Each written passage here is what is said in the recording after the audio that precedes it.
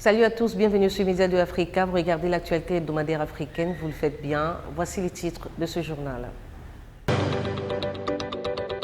Obsèques des enfants massacrés dans la ville de Koumba au Cameroun. La cérémonie a eu lieu ce jeudi 5 novembre dans la région du Sud-Ouest en présence de Dion Ngouté, le Premier ministre, chef du gouvernement. Flashback sur ces moments d'émotion et de vive douleur. Éthiopie, l'État est entré en guerre contre la région dissidente de Tigré dans le nord du pays. Depuis mercredi dernier, les opérations militaires qui ont été lancées dans cette localité contre le Front de libération du peuple de Tigré sont, selon le Premier ministre, un succès.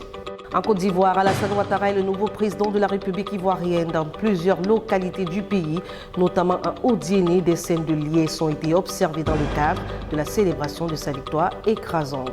L'opposition, après avoir rejeté les résultats, a annoncé un gouvernement de transition. Zambie, l'inspectrice en chef Doreen Malambo est la lauréate 2020 du prix de la femme policière des Nations Unies.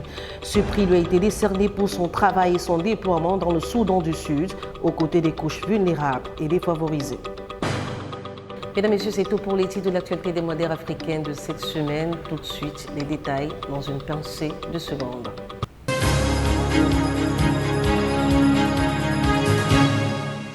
Vous regardez l'actualité hebdomadaire africaine. Merci de nous faire confiance. Ouvrons cette édition par le Cameroun. Obsèques officielles des enfants assassinés à l'école dans la région du sud-ouest du pays. Ces écoliers qui étaient âgés entre 9 et 12 ans ont reçu un vibrant hommage des milliers de Camerounais ce jeudi 5 novembre à Koumba. Le Premier ministre Dion Ngouté, chef du gouvernement, était présent pour réconforter les familles durement éprouvées. Retour sur cette journée teintée de tristesse et de douleur avec nos correspondants et nos confrères de TV5 Monde, Bernard Pomme, Regina Sondo. Sur ces photos, les 7 jeunes victimes du massacre dans une école de Koumba. Face à leur cercueil, les visages marqués des familles inconsolables près de 2 semaines après le drame. En cette journée d'obsèques nationales à laquelle assistait le Premier ministre, des milliers d'habitants de la ville émus sont venus rendre un dernier hommage aux écoliers tués le 24 octobre dernier. Dans la foule, Loïs c'était l'une de leurs camarades. J'ai mal de savoir qu'ils ont été tués parce qu'ils allaient à l'école pour devenir les leaders de demain. Ce n'est pas normal. Pourquoi tuer des innocents qui veulent juste étudier ? Des habitants, des professeurs, des élèves des écoles régulièrement pris pour cible dans le sud-ouest comme dans le nord-ouest anglophone, où a éclaté une insurrection armée séparatiste depuis maintenant 4 années. Nous sommes debout pour l'amour, pour la paix et pour le développement. Nous sommes debout pour que les enfants puissent aller à l'école. Avant l'inhumation dans l'intimité familiale, l'occasion d'un dernier office religieux pour certaines familles retournées dans leur communauté. Dans cette église, le pasteur Boniface Ngameni est aussi le père d'une des victimes. Son premier fils, Victory, est mort sous les balles des assaillants. C'est vraiment une grande perte pour la famille parce que cet enfant était vraiment talentueux et aimé de tous. Pour vous faire une idée, regardez le nombre de personnes présentes à ces obsèques.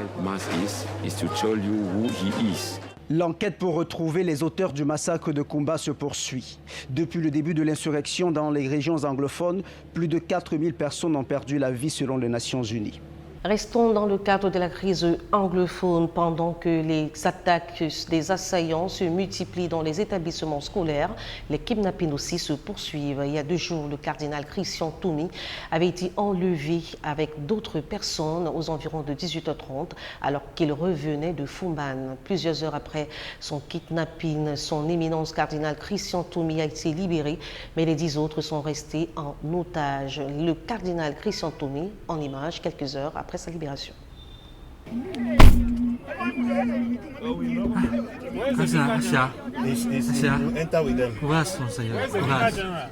vous avoir. Monsieur Claretin. Thank you. Thank you so much. Thank you, Jesus. Yes. Nous sommes ici avec Wainamara Cardinal, qui vient d'être libéré. Donc, recevez déjà les premières images de notre cardinal who is here now. We thank God for his safety. En Éthiopie, l'État est entré en guerre contre la région de Tigré, une province située dans le nord du pays. Les opérations militaires qui ont été lancées mercredi dernier sont un succès. Selon le Premier ministre, l'état d'urgence a été décrété pour une durée de 6 mois. Je vous propose de suivre en détail cet élément de notre correspondante Marika Julien de TVC Monde. Il y a quelques heures, le Premier ministre Abiy Ahmed a annoncé que les combats qui sont menés depuis mercredi contre le Front de libération du peuple du Tigré, le parti politique au pouvoir dans le nord du pays, était un succès. Alors, il a également annoncé ce soir, dans une allocution télévisée, que des bombardements allaient être menés. Alors, selon sa déclaration, ces bombardements ne viseraient pas la population, mais des cibles militaires. Cependant, il a conseillé aux Tigréens d'éviter de se rassembler dans les villes afin d'éviter des dommages collatéraux. Alors comme depuis mercredi, les communications, que ce soit Internet ou le téléphone, sont coupées avec le Tigré, il est très difficile de savoir ce qui se passe. Il semble qu'aujourd'hui, les combats se concentrent dans la région de Mekele, la capitale de la province, ainsi que dans l'ouest. Et d'ailleurs, le Soudan a annoncé aujourd'hui la fermeture de sa frontière avec la région. À Addis Abeba, ici, à la capitale, la situation reste calme. Tout ce qu'on peut dire, c'est que depuis mercredi soir et le début des combats, les rues de la ville sont le soir, en fin de journée, plus calmes que d'habitude. Au Mali, manifestation contre l'esclavage ascendante. Plusieurs Maliens se sont rassemblés à Bamako, dans la capitale du pays, pour dénoncer cette pratique violente encore observée dans certaines localités du territoire national, notamment dans la région du sud du pays. Face à la recrudescence de ces violences, des associations et des victimes sont montées au créneau pour dénoncer cette barbarie. Correspondant de Sissoko de TVC Monde. Barou Sissoko montre à son cousin les séquelles du lynchage dont il a été victime la nuit du 1er septembre dans son village de la région de Kaï. Des hommes, des maîtres d'esclaves s'en sont pris à lui et sa famille, comme à des dizaines d'autres, attaqués pour avoir osé refuser leur statut d'esclave. Le 1er septembre, ils se sont mis à me tabasser. J'ai perdu connaissance. Ils ont bandé mes yeux et m'ont jeté dans un trou, loin du village. Ils pensaient que j'étais mort. Mais Dieu merci, ce n'était pas le cas.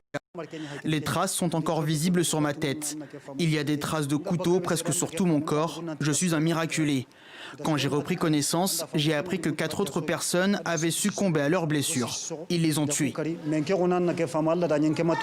Barou a perdu son voisin et 2 frères, mais il poursuit son combat contre l'esclavage par ascendance, une sorte de système de caste encore pratiqué à Kaï comme dans le reste du sud du Mali. Et il n'est pas seul. Face à la recrudescence des violences, les associations montent au créneau, ainsi que des victimes qui osent parler malgré le danger, comme ce jeudi devant la Bourse du Travail à Bamako. Nous sommes comme des animaux dans nos villages. Il faut que l'État nous vienne en aide. Il faut que les coupables soient punis. Nous sommes des Maliens. Nous avons tous des cartes d'identité maliennes. Donc l'État doit nous protéger. Comme tous ceux qui se lèvent contre l'ordre établi, Barou ne peut plus rentrer chez lui. Aujourd'hui, il est un réfugié dans son propre pays. Ici, j'ai vu des victimes d'autres localités et je mesure leur souffrance. Nous voulons que l'État prenne ses responsabilités. Nous n'accepterons plus d'être traités comme des sous-hommes. Nous voulons vivre dans un pays tranquille. Officiellement, l'esclavage n'existe plus au Mali depuis que le pays est devenu une république. La Constitution assure l'égalité entre tous les citoyens, mais les mentalités sont difficiles à changer. Côte d'Ivoire, Alassane Dramane Ouattara est le nouveau président de la République ivoirienne. Dans plusieurs localités du pays, notamment à Odiéné, des scènes de liesse ont été observées dans le cadre de la célébration de sa victoire écrasante. Je vous propose de suivre cet élément de Abou Sonogo de la RTI. À coups de klaxon, de parade et également au son de la fanfare qu'Odiéné a célébré la victoire de son fils, le président Alassane Ouattara. Toutes les rues de la ville ont été visitées. Partout, c'était la fête.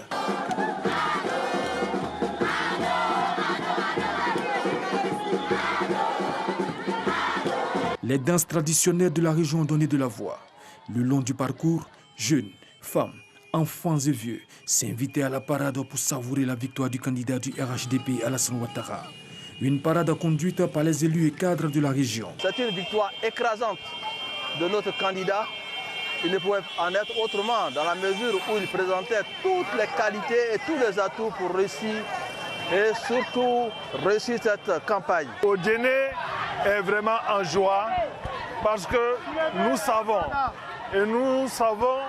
que notre neveu, le président Alassane Ouattara, sera président de la République de Côte d'Ivoire. C'est cette manifestation de joie que la population est en train d'exprimer. Après la grande parade, la fête s'est poursuivie dans les grains et les familles jusqu'au petit matin. Le président de la République ivoirienne, Alassane Dramane Ouattara, a reçu ce vendredi 6 novembre 5 nouveaux ambassadeurs accrédités en Côte d'Ivoire. Il s'agit de l'ambassadeur de France, de la République fédérale d'Allemagne, de Guinée-Conakry, du Sénégal et de l'Angola. Les nouveaux diplomates ont présenté leur lettre de créance au chef de l'État ivoirien et réaffirmé leur volonté à coopérer avec le pays. Reportage RTI. Palais présidentiel ce vendredi 6 novembre. Les nouveaux ambassadeurs de la Guinée-Conakry, du Sénégal, de l'Angola, de la République fédérale d'Allemagne et de la France ont présenté leur lettre de créance au président de la République Alassane Ouattara. Un ballet diplomatique qui se veut une reconnaissance régionale et internationale du régime d'Abidjan incarné par le président démocratiquement élu de la Côte d'Ivoire, le président Alassane Ouattara. Nouvel ambassadeur de la République de Guinée, Camara Abdoulrahmane Senkoun, nouvel ambassadeur de la République du Sénégal, Abdou Kadir Agne, nouvel ambassadeur de la République d'Angola, André Panzo, nouvel ambassadeur de la République fédérale d'Allemagne, Ingo Herbert, nouvel ambassadeur de la République française, Béliard Jean-Christophe. Recevant les lettres de créance de ces 5 nouveaux ambassadeurs, le président de la République, Alassane Ouattara, s'est exprimé sur les relations de la Côte d'Ivoire avec le reste du monde. Je tiens à vous remercier, vos mandants respectifs pour votre nomination. Et je souhaite à chacun de vous la bienvenue en Côte d'Ivoire. Comme vos prédécesseurs, je suis persuadé que vous saurez apprécier la chaleur et la grande hospitalité du peuple ivoirien, ainsi que la richesse et la diversité culturelle de notre pays. Messieurs les ambassadeurs, vous prenez vos fonctions dans notre pays au lendemain de la tenue de l'élection présidentielle le samedi 31 octobre 2020. Cette élection, de l'avis de la grande majorité des observateurs électoraux nationaux et internationaux, notamment ceux de la communauté économique de l'Afrique de l'Ouest, de l'Union africaine, de la communauté des États sahélo-sahariens et des organisations non gouvernementales nationales et internationales, s'est déroulée de façon satisfaisante, en dépit des incidents relevés dans quelques localités. La Commission électorale indépendante a proclamé les résultats provisoires le mardi 3 novembre dernier et dans quelques jours, le Conseil constitutionnel prononcera les résultats définitifs de cette élection. Pendant ce temps, les résidences des leaders de l'opposition ivoirienne sont encerclées par les forces de l'ordre depuis l'annonce de la création, j'y arrive, d'un gouvernement de transition par ces derniers. Il s'agit notamment de Henri Konan Bédié, de Pascal Affi-N'Guessan, pour ne citer que ceux deux-là. Des cadres de l'opposition ont été interpellés. Je vous propose de suivre cet élément de Christelle Piré de TVC Monde.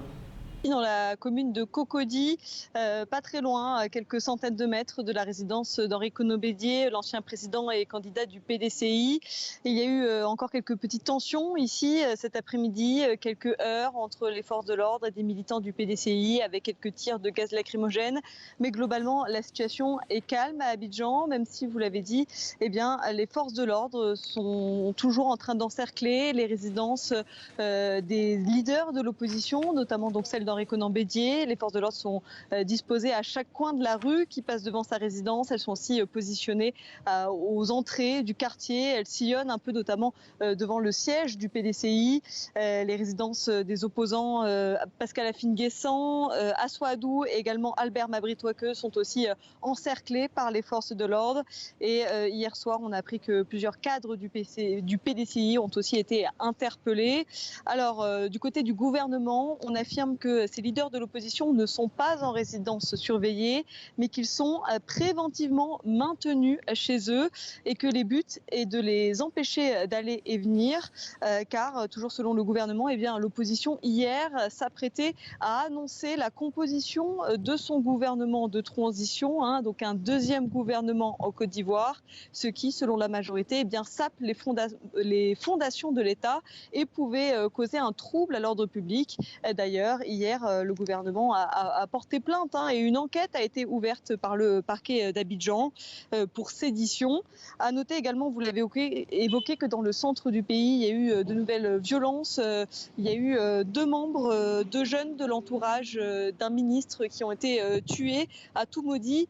Également le convoi du ministre de la Communication qui a été pris pour cible et qui a été l'objet de tirs dans le centre du pays sans faire de victimes. Alors le paysage politique ivoirien, vous le voyez, est toujours tendu ici et même fracturé, on peut le dire. La communauté internationale a réitéré ses appels au dialogue, notamment la CEDEAO, l'Union africaine et les Nations unies, ainsi que la France. Mesdames, Messieurs, vous êtes sur Média 2 Africa. Merci de nous rester fidèles. On se retrouve juste après ceci.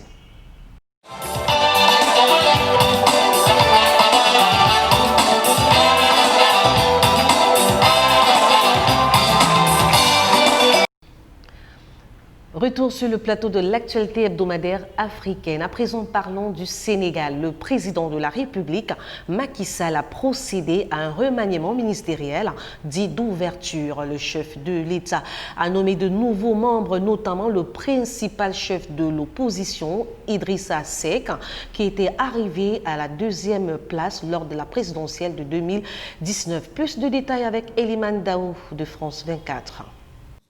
Un nouveau gouvernement de toutes les surprises, un gouvernement plutôt d'ouverture, mais sans certains des plus fidèles collaborateurs de Macky Sall, Aly Ngouille Ndiaye ou encore Amadou Ba, qui occupaient des postes ministériels clés, sont évincés. Aminata Touré, présidente du Conseil économique, social et environnemental, a elle également été remerciée et remplacée par, tenez-vous bien, Idrissa Seck, l'un des plus farouches adversaires de Macky Sall, arrivé deuxième lors de la dernière présidentielle en 2019. Une nomination qui a surpris les Sénégalais et beaucoup d'entre eux se disent déçus de ce qu'il conviendrait d'appeler la volte-face d'Idrissa Seck, qui ces dernières années s'est énormément opposé à Macky Sall. Les réactions ont été nombreuses sur les réseaux sociaux. Il faudrait tout de même signaler que le nouveau gouvernement ne compte que 8 femmes sur 33 ministres et beaucoup d'observateurs et analystes de la scène politique sénégalaise ont tout de même livré leurs inquiétudes sur la sélection des ministres. Ils accusent Macky Sall de privilégier des profils pour préparer les prochaines élections au lieu de cibler des ministres pour faire face aux principaux défis du pays et affronter les impacts économiques grandissants de la Covid-19. Quittons le Sénégal pour l'Ouganda. Élection présidentielle de 2021. 11 candidats, dont 5 représentants de partis politiques et 6 indépendants sont en course. C'est une présidentielle particulière pour le pays car elle se déroulera dans le strict respect des mesures barrières dans la lutte contre le coronavirus. Parmi les candidats, on note la présence d'un jeune homme de 24 ans qui veut challenger le président sortant âgé de 76 ans, candidat à sa propre succession. Plus de détails avec nos confrères d'Africa 24. 11 candidats ont été autorisés à se présenter à la présidentielle de 2021 en Ouganda. Des informations rendues publiques par la commission électorale ougandaise révèlent que 5 partis politiques ont présenté des candidats, tandis que les autres sont des candidats indépendants. L'organe électoral prévoit déjà des mesures exceptionnelles lors de cette élection en raison de la pandémie de Covid-19. La commission exhorte les candidats, leurs agents et leurs partisans à se comporter conformément aux directives émises pour la campagne. Il convient de nous rappeler que ces élections se déroulent dans le contexte du Covid-19 et qu'il est donc primordial que nous travaillions ensemble pour garantir que la vie des habitants de ce pays soit protégée et à l'abri de la propagation de ce virus. Au nombre des candidats enregistrés, on compte le président sortant Yoweri Museveni, 76 ans, et son principal rival annoncé, le député Robert Kyagulanyi, populairement appelé Bobi Wine, 38 ans, ainsi que le jeune candidat à peine âgé de 24 ans, John Katumba. Le message subliminal que ces derniers cherchent à faire passer à l'opinion nationale et internationale par rapport à cette question de l'âge pour les élections est qu'il n'y a pas d'âge pour servir son pays. On peut servir son pays en étant trop jeune, bon, pas mineur, tout comme on peut servir son pays en étant vieux. Autrement dit, les jeunes peuvent, ils ont la force, ils ont la volonté, tandis que les vieux savent, ils ont les savoir-faire, ils ont l'expérience. Des médias ougandais ont informé que le 3 novembre 2020, 2 candidats de l'opposition ont été arrêtés par la police. Il s'agit de Bobi Wine et Patrick Amouriat, empêchés par les forces de l'ordre de se rendre dans les bureaux de leur parti pour s'adresser à leurs partisans et présenter leur programme de campagne. République démocratique du Congo, Moïse Katumbi est de retour. Après 5 années passées loin de son pays, l'ancien gouverneur du Katanga a été accueilli en grande pompe par les Congolais à Kinshasa, en exil après son bras de fer avec l'ex-président congolais Joseph Kabila. Moïse Katumbi est rentré au Bécaye suite à l'invitation du président Félix Tshisekedi afin de prendre part aux consultations nationales entamées lundi dernier dans le cadre de la formation d'un gouvernement d'union. Les détails dans cet élément. L'attente est interminable. Proches, partisans et soutiens sont présents dès 5 heures du matin à l'aéroport international de Ndjili. Plus que quelques secondes. Après 5 ans d'absence, Moïse Katumbi est de retour à Kinshasa. Nous trouvons en lui un homme de dialogue, esprit de dialogue, d'humilité et qui vient pour chercher la reconstruction du social de notre pays. Les querelles politiques, ça ne nous intéresse pas. Mais le bien-être de la population congolaise, c'est ça notre charpente de combat. En exil après son bras de fer avec l'ex-président Joseph Kabila, l'ex-gouverneur du Katanga est accueilli en héros. Entouré par une foule compacte, il met plus de 5 heures à rejoindre sa résidence. Et dans une RDC en crise, sa présence suscite bien des espoirs. Nous comptons beaucoup sur le président Moïse Katumbi pour qu'il puisse aller apporter les souffrances que le peuple congolais est en train de subir à ce moment. Donc il n'y a pas de travail. On a lancé la gratuité de l'enseignement et jusqu'à présent les enseignants n'ont pas encore été payés. Le leader d'Ensemble pour la République doit être reçu ce samedi par le président Félix Tshisekedi dans le cadre des consultations nationales lancées lundi dernier. En Algérie, l'ancien combattant Lakhdar Bourega est décédé à l'âge de 87 ans. Il était l'une des figures marquantes de la lutte pour les libertés en Algérie. Il a été inhumé devant une foule immense qu'on ne pouvait dénombrer, qui garde de lui l'image d'un combattant, voire d'un libérateur. Précision dans cet élément.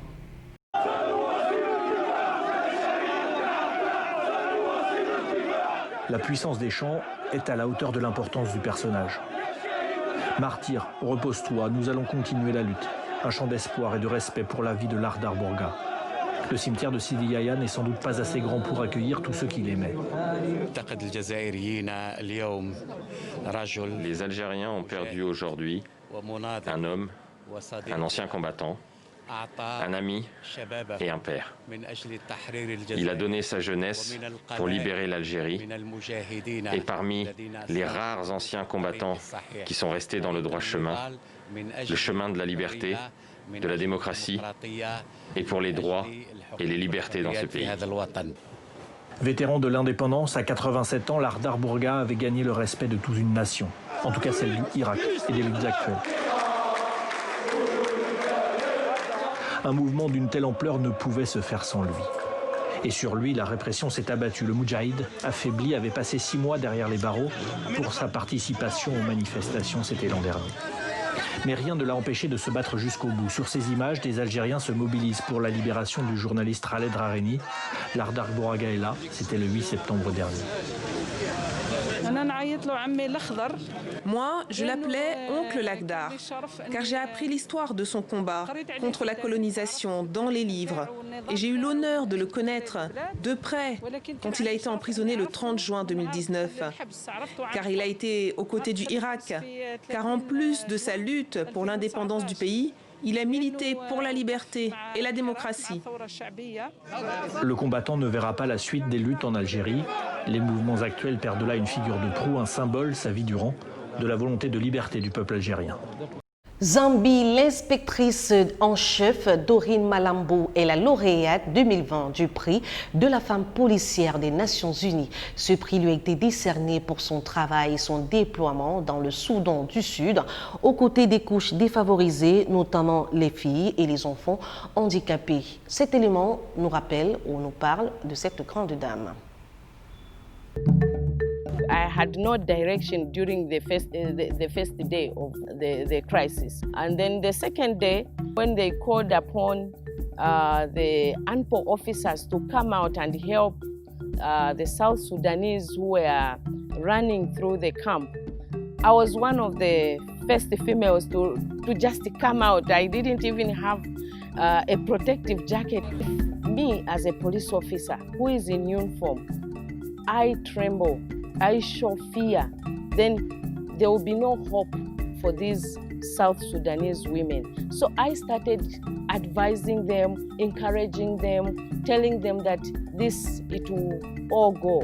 Then I started giving them some experience which I gained from Liberia and how the Liberian women managed to bring peace in their own country.